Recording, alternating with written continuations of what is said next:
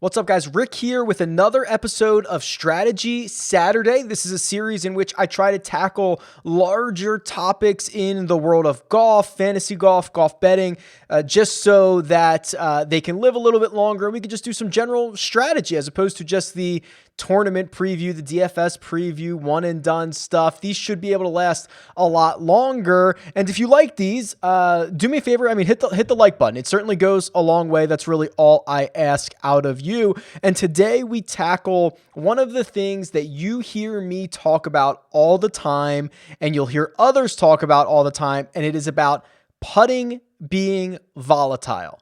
And usually when we talk about that, we say, hey, I want guys who can hit the ball well off the tee, who can hit their irons well, because putting is kind of a lot of chance and it's a lot of luck. And of course, there is plenty of skill over a long period of time, but in the short term, one hole at a time, one round or one tournament, putting is pretty crazy volatile. And you'll hear me say that a lot. And I felt like it was worth diving into how volatile is it? And if I'm just crazy and if I'm just lying to you, which I'm not. So I was trying to think of a bunch of different ways to be able to showcase this and figure out a way to determine the volatility of one stat over another stat. And, we could just look at standard deviations, which is not necessarily great, but standard deviations is a measure of dispersion, right? So the larger the standard deviation, the more volatile that value is going to be. And that goes for anything,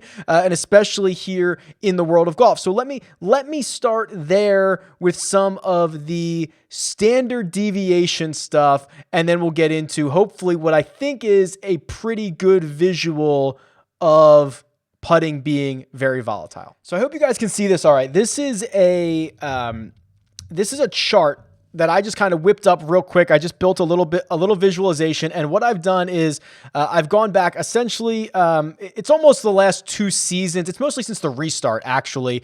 And it is of all the top players who have at least 30 rounds played. So there's a pretty big sample size here of golfers. And up in the upper right-hand corner, this is just the straight standard deviation numbers. So 1.01 for strokes gained off the tee, that's a 1.01 standard deviation.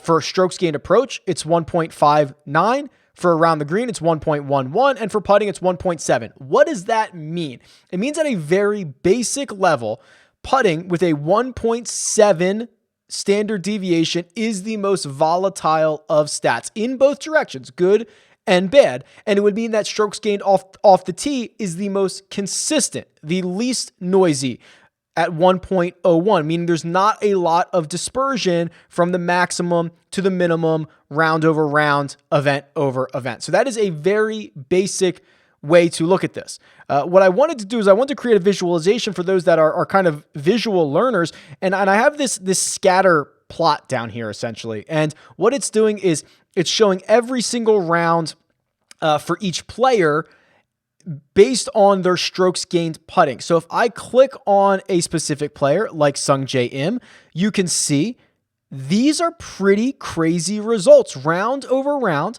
And this y-axis is going from 4 strokes gained to 4 strokes lost. So you can see there are plenty of events where Sung Jae Im gains over 2 strokes on a round. Excuse me, I should say plenty of rounds where Sung Jae Im gains over 2 strokes putting. And there are plenty of rounds where he loses 2 strokes putting. Now, this wouldn't be a very good visual if I didn't show you the other metrics that went along with this.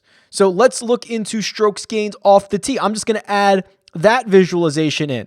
They're illustrated by the red dots. And you can already see, if you're looking at this on YouTube, the dispersion of, without knowing any numbers, just the dispersion of those green dots, which are his strokes gained putting rounds, being much more extreme than those little red dots, which are much closer to his average over time, right? That those are much more consistent numbers. And we can keep going. If you add in his strokes gained approach being illustrated by the blue dots and strokes gained around the green being illustrated by the yellow dots. Now it starts to get a little bit crowded in here, but you can definitely see, look at the extremes.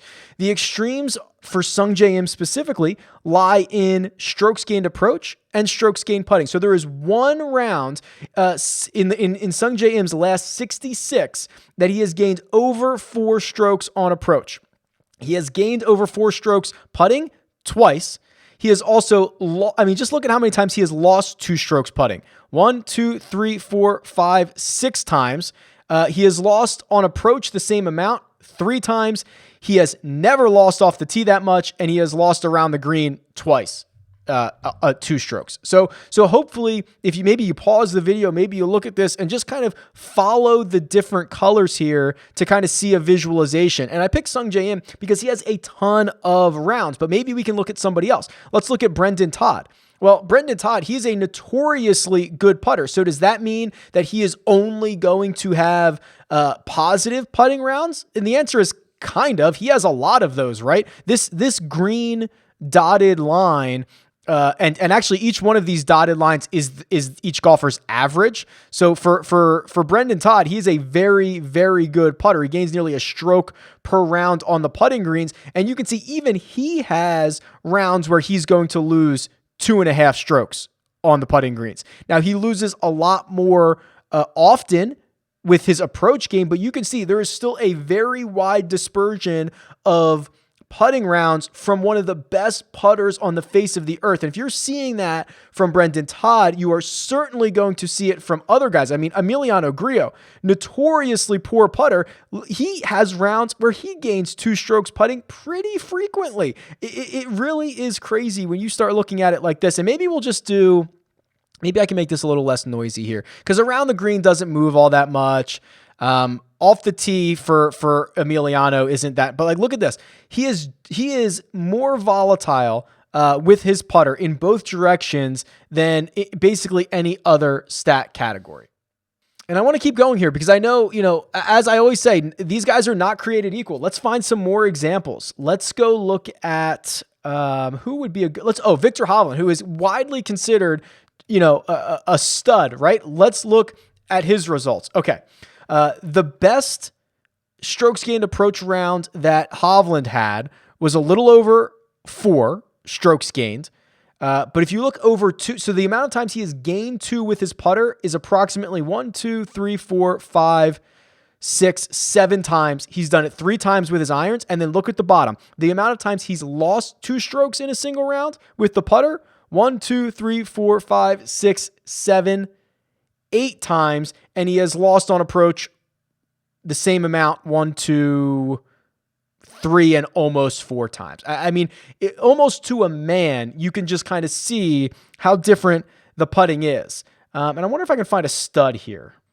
Here's Rory McIlroy. I mean, you're seeing a pretty good dispersion in the positive direction for strokes gained off the tee, which makes complete sense because Rory's an animal with the driver. But almost to every single man that we have shown in this graphic, there have been really hot approach rounds, and there have been really poor approach rounds, and there have been really hot putting rounds, and there have been really poor putting rounds. Essentially, the min and the max for almost every player across all categories seems to be something in regards to putting, which is why I so often talk about the volatility in putting and not worrying about it as much on a small scale. On a larger scale, over the course of a season, of course, the best putters are going to get to the top. But in these really small samples, what you're seeing, each one of these dots is a round. There are just unbelievable amounts of volatility. So that is why you hear me say things like, hey, I'm on team no putt.